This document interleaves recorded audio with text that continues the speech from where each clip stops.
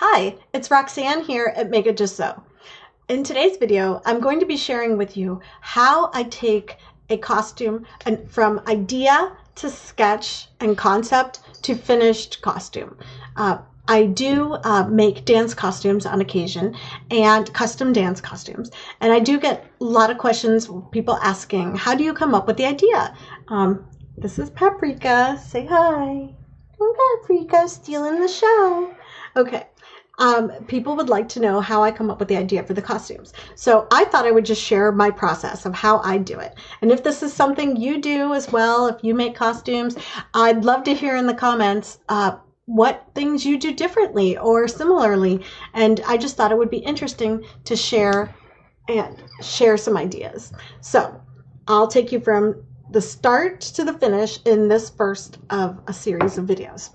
So today, I'm going to share with you the information I got to start, which was that these girls, it's a duet, and they are teenagers, and they will be dancing to Can't Do It Alone from the Broadway musical Chicago. I know also that their choreographer would like for them to have gold costumes, not the typical black or black and red that you see a lot these days in the Broadway musical Chicago costume renderings. So that's what we know. So that gives us the information that it's basically set in the 20s with like flappers and prohibition and all the, the gangster, and yeah, basically kind of sets the era and the tone for the costumes. But also we have the request that the girls have made, which is that they have fringe, that the bottoms of the leotard, because they want it to be a one-piece costume that's a leotard, the bottoms not be too high cut. They would like them to be pretty brief. And that way when their fringe skirt sways and parts, they're not wearing skimpy bottoms. They would also like cutouts in their finished leotard with mesh and gloves that go from their middle finger joint to their elbow. They're going to have jewels on those, and then fringe hanging down from those. What else? They would like an open back with strappy straps on them, and yeah, maybe a V shape. So from there, they showed me some inspiration photos. And now inspiration photos are always something that you use to, just get ideas. I would never directly copy somebody else's work, and they know that. So they just kind of wanted to share some things they found interesting in some other people's costumes. So they found this one, which looks like they found the matching sketch to go with it. But what they liked about this costume was the cutout with the mesh, skin-colored mesh, the V-neck or the V-shaped yoke with the matching V-shaped hemline from the fringe, and they liked the halter neck. They also requested that this arm not be cut down too low, because even though these girls are thin, they're self-conscious and they don't like this like arm chub right here that can sometimes stick out, like basically skin. So I'm going to be making sure that I cut this arm real close to their their arm side, really high up into their armpit. What else? They also, well, that was the matching sketch, so that just kind of shows the back, that it's an open back, and pretty much the same thing on the front. And then on this one, they liked the shape of these cutouts on the side, and the V-neck, the plunging neck with the mesh. So this also has the really ornate fringe. They liked the V shape better here than the rounded. And they had also shown me a picture of some really elaborate like diamond and gold fringe. So that kind of is a placeholder for that. So taking that into mind, my next step was to go and listen to the Broadway musical song that they're dancing to, just to get the feel for it. I also went online and did a lot of research into the 1920s, the Roaring 20s, flapper costumes, all kinds of costumes, dance costumes, Halloween costumes, actual vintage pieces and photos, just to get a feel for the flavor that this costume needs to have to be accurate and are just inspired by. And once I did that, I went and started to poke around a little bit at some fabrics, some potential fabrics that were in gold. I did clear with them the idea of sequins, but they did request that if it had sequins, that it not be itchy. anywhere. So that's going to mean doing a little bit of workaround in some areas because I found some amazing stretch sequins, which we may be using. So on to my sketch. So from this inspiration, I came up with a concept sketch, which is just the front here. But you can see this is some suggested stoning or bedazzling or whatever you want to call it. They're going to be doing that step of the process. So I'm just going to be responsible for coming up with a really nice base for them to elaborate on with their Swarovski crystals. So we've got our deep V here. And this is actually potentially going to be a stretch sequins, which to get around the scratchy factor around the arms, if you've ever worn like a sequins tank top or dress, you know how uncomfortable it can be to have your arm rubbing on the sequins right here in the armpit. So to get around that, I'm going to be modifying this a little and just pulling that sheer mesh down about an inch from that armhole edge. And that way there will be no sequins rubbing against them. Also, I really liked this in particular was a sequence that I found online that went from a really geometric Art Deco inspired pattern up here to a very linear shape down here, which I thought played in great to the fringe that will be attached at the skirt. So we've got a low cut leg and we've got our half gloves with the fringe. So the next step was to order some samples. Since we're going to be working with gold and fringe and potentially some non-sequined spandex in certain parts of the costume, like the gloves and the bottoms, we want to make sure that we don't have golds that clash. They all need to coordinate and look good on stage under the lights. So you have to get swatches. Once I chose the fabrics, I ordered the swatches. Here's some more inspiration too. Before we move on to the swatches, I'll show you this. This is something like the diamond fringe. One of the girls had showed me as their inspiration. Very, very ornate with all the gold. This is more of an antique gold or metallic gold fringe. Your basic chainette fringe, sequined chainette fringe. And I've ordered some samples of those too in a few different shades of gold just to see that they coordinate with our fabrics. And I found a pattern to use. So the girls obviously have different measurements. And this is a multi-size pattern from Jalie. It's the Jade. And it's a high neck halter leotard.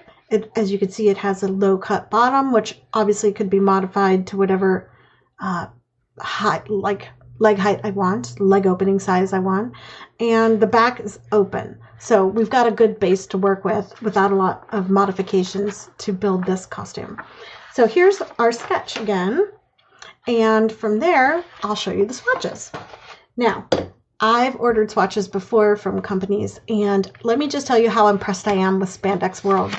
This is the most organized and impressive setup. This is basically a swatch unboxing for you. And they have sent me such an organized, well labeled set of swatches that I'm really motivated to order from them again. Usually they send you swatches with a little sticker on the back with the item number on it, which is fine, but then you need to reference back to a list that you have somewhere with the item number and the fabric description, because those stickers fall off all the time and they will have nothing more than the item number on them to go by. So that can get tricky when you have a lot of the same color and type of fabric, if they do fall off, to figure out which one they fell off of. But not here. Here we've got item number and the fabric description all listed for you with all the order information. I mean, really great job. Shout out to Spandex World. It's amazing. So here we go. Here are some fabrics I've ordered just to compare for potential fabrics for this costume. We'll start with the solid mesh beige. It's item 1151. And really what I wanted to see here was the recovery and overall strength of this mesh. As you can see, it really has a lot of stretch and it recovers, but it really isn't as substantial as a swimsuit fabric, which is basically the type of fabric that I'll be making these leotards out of. So keep in mind, I may be wanting to use a firmer mesh like a power net, which is why I ordered that. You'll see later. Here's a gold fabric. This is a Mystique spandex in gold on gold. So that means it's gold dots on the gold backing. And as you can tell, gold fabric, not very forgiving. It's not going to be hiding anything or doing the girls any favors. So, you know, usually you use this kind of color sparingly. So one thing I'm going to want to be real careful of on this costume, since it's all gold and fringy and sequined and gemmed, is that it doesn't look garish or go overboard. Okay. Then here, that was item 1917, in case you wanted to know. Again, this is all Spandex World. Spandex World in New York City. Okay. So this is the silver spandex, and the reason I ordered this is because they were out of the gold regular spandex, metallic spandex. They did have the silver in, and I just kind of wanted to get a feel for what that would look like if I got it in gold. Okay, that's item 3100. Then we have a Milliskin matte in nude. This is important because we might be putting this under the sequined stretch fabric, which is on a mesh. Obviously, we can't just leave it mesh and open underneath. So that has a good, strong stretch to it. I like that it's matte, so it won't be shiny on stage. Okay, good to know. Nice tan color. Okay, next page. We get on to the fun sequins. Wait till you see these. They are beautiful. Okay, so the main difference here between all the sequins fabrics I ordered is some are on a black mesh backing and some are on a nude or gold mesh backing. That's the main difference. Other than that, you won't be able to tell here, but on the Spandex World's website, you can see a larger photo of the overall pattern that the sequin makes in each of these fabrics. And yeah, you can't really get that. Even though these are generous sized swatches, what are they, about 3 by 3.5 inches, which is a really nice size. You're not going to get the overall pattern of the fabric from the small swatch. Really what I want to see here is what kind of a stretch are we working with here. Like it says here on this Jalie pattern that I had chosen, it does request like a 60% stretch. And yeah.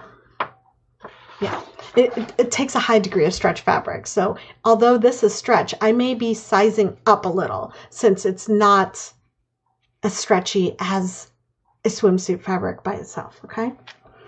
So we've got this one, 18726, which is black on gold. Beautiful. Stripes of sequins about 1/2 inch to 5/8 of an inch wide, running in curved linear pattern on the black background. Now, I don't know. I'm going to have to clear with the girls whether or not they wanted black with gold. I'm pretty sure they said they just wanted black or gold, but we want to keep our options open. And when you're placing a sample order, you might as well put as many in as you're curious about. It's the same size to ship, I think about 16 or 12 samples. I don't quite remember. Okay. Then we have this one, item 18884. And that is also gold on black mesh, but we have a much more intricate pattern here, like single rows of sequins going into these scrolly patterns with some solid areas. That's interesting. Also very pretty. Also, I love the linear effect. Again, like I told you, going down into those linky lines of fringe. I think that would look awesome. Okay.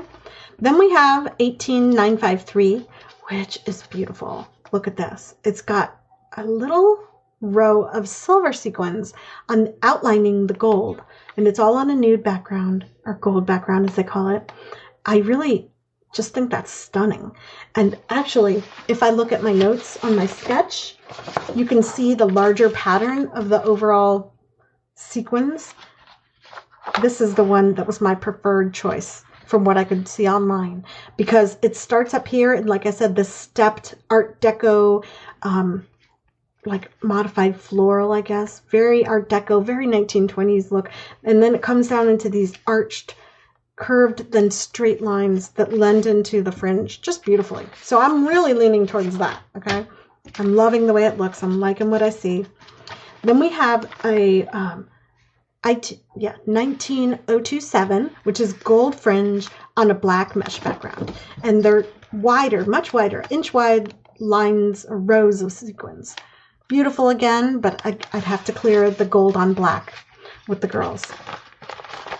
So then, on our third page of samples, I've got Milliskin matte again, but in light nude. So I took a picture of the girls' skin tones so I could pick the right color mesh and underlying. And see, this is going to come in handy with something like this, where the sequins is just on a mesh. We need something to go underneath it. So I want it to look their skin tone. So it may be this or the tanner one. We'll have to see.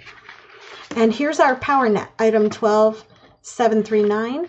And it's in white. This can be dyed. A lot of people use tea, just regular tea, to dye it to a skin tone. And it's much more substantial and sturdy.